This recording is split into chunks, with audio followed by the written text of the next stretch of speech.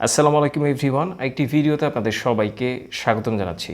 দর্শক, আজকের এই ভিডিওতে আমরা জানবো যে ই পাসপোর্ট এবং এমআরপি পাসপোর্ট, মানে আগের যে পাসপোর্ট, মেশিন রিডেবল পাসপোর্ট এবং ইলেকট্রনিক পাসপোর্ট, এই যে এই দুইটার মধ্যে পার্থক্য কী। আমার হাতে দুইটা পাসপোর্ট রয়েছে, একটা হচ্ছে এমআরপি পাসপোর্ট, একটা হচ্ছে ই পাসপোর্ট। তো এর মধ্যে ইনফরমেটিভ যে ডিফারেন্সটা রয়েছে, এই দুইটার মধ্যে ইনফরমেশনের দিক থেকে এবং আউটলুকের যে ব্যাপারটা, দুইটার মধ্যে কি কি পার্থক্য রয়েছে সরাসরি আপনাদেরকে দেখাবো, এবং ভেতরের যে বিষয়গুলো কি কি অ্যাডভান্টেজ আপনি পাচ্ছেন, নতুন কি কি যুক্ত করা হয়েছে, সেই সমস্ত বিষয়গুলো এই ভিডিওর মধ্যে থাকছে। আশা করছি পুরো ভিডিওটা মনোযোগ সহকারে দেখবেন।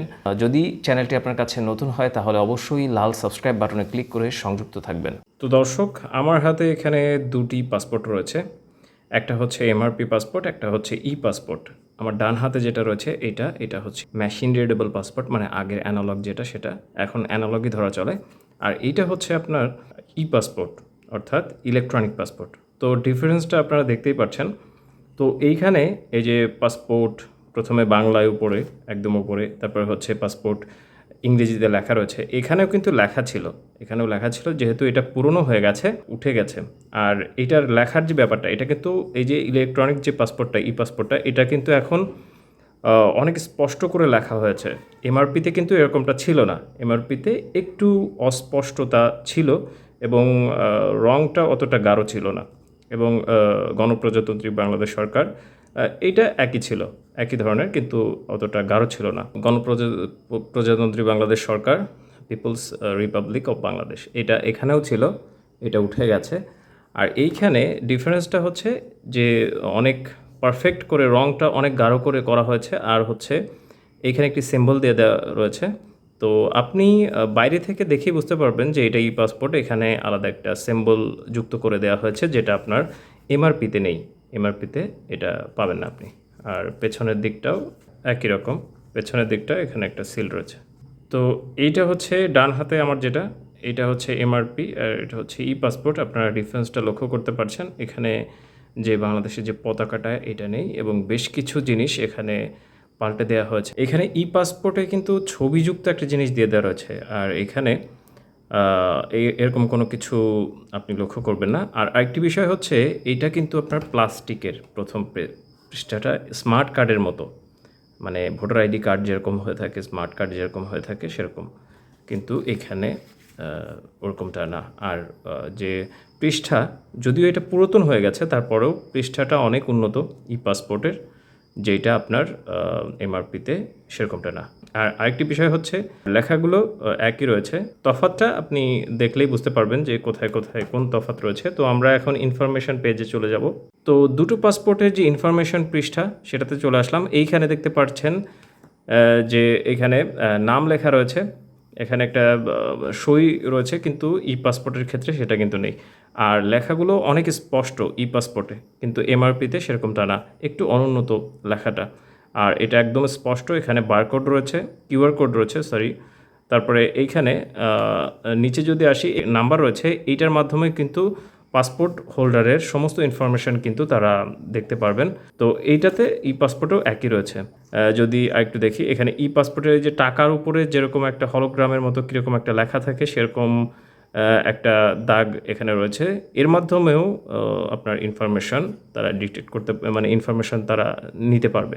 এইখানে দেখতে পাচ্ছেন যে হলোগ্রাম যুক্ত একটা সিম্বল এখানে রয়েছে, কিন্তু এখানে কিন্তু চিপস রয়েছে, এখানে দেখতে পাচ্ছেন। এবং ডান পাশে আরেকটি ফটো রয়েছে, ছবি রয়েছে, এবং বাংলাদেশের একটা ফ্ল্যাগ রয়েছে, এবং বাম পাশেও ছবি রয়েছে। কিন্তু এমআরপি পাসপোর্টে কিন্তু সেরকমটা না, এমআরপি পাসপোর্টে শুধু বাম পাশে ছবি রয়েছে। তো চোখে পড়ার মতো উল্লেখযোগ্য যে সমস্ত ডিফারেন্সগুলো, সেগুলো আপনাদের বলে দিলাম। এর বাইরেও কিছু ডিফারেন্স অবশ্যই রয়েছে। তো আমরা এমআরপি এবং ই পাসপোর্টের যে আউটলুকটা, যে ডিফারেন্সটা, সেটা জানলাম, এবং ভেতরে যে ইনফরমেশনগুলো, সেগুলোর পার্থক্য আমরা দেখলাম। তো অনেকে হয়তো প্রশ্ন করতে পারেন যে আমরা যে ই পাসপোর্টটা, এইটার ক্ষেত্রে আমরা ইমিগ্রেশনের যে ব্যাপারটা, যে প্রক্রিয়াটা, এইটাতে আমরা কি কি অ্যাডভান্টেজ পাচ্ছি।